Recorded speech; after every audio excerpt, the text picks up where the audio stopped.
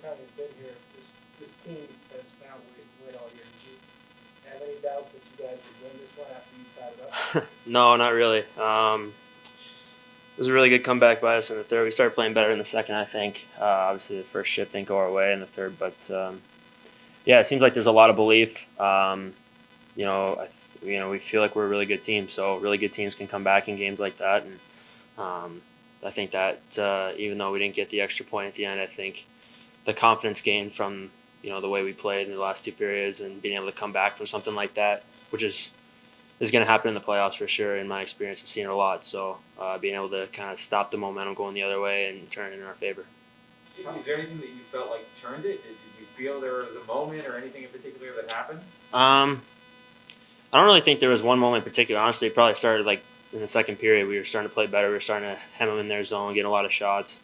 The one play to start the third kind of was, was kind of a one-off. I felt kind of in the flow of the game. So obviously put us behind the eight ball a little bit more, but like you said, like that belief was still there, and obviously kind of drove us through those last 20.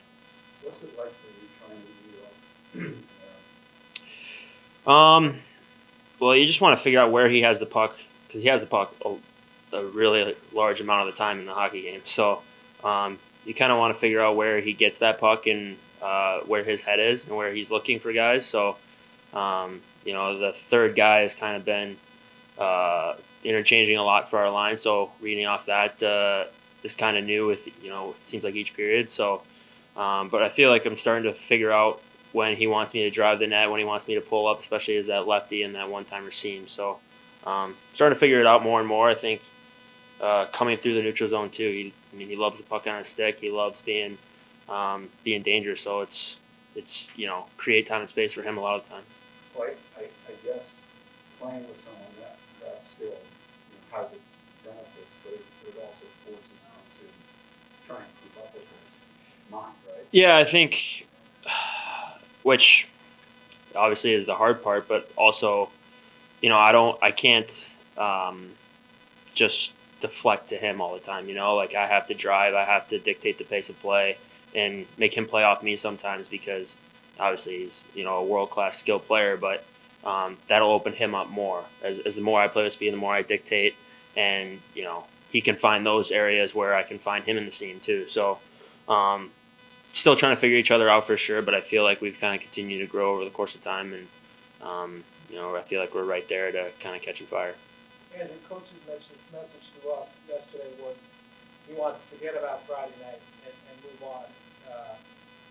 Get that out of your system and move on and play better tonight. Do you feel like you're able to, kind of do that, kind of move on, put that behind you, and do what you need to do today? Yeah, I think so. I mean, I think it's just a lesson that we're going to have to learn.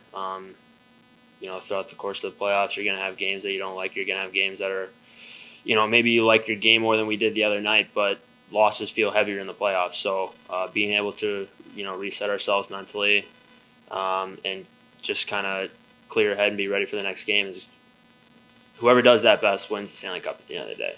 And doesn't let one loss turn into two or two into three. It's who can reset their mind the best and come in with a clean slate and a lot of confidence. That's this time goal. That's a plan play.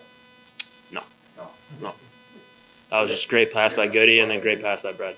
Does that speak to what you're talking about, though, about recognizing what needed to happen in the situation? Yeah, exactly. And I mean, reading off the D too, I felt like I had speed and was going to be able to beat him to the net, but there's times where the D are backing off a little bit more, and I need to kind of stay in that seam pass. So,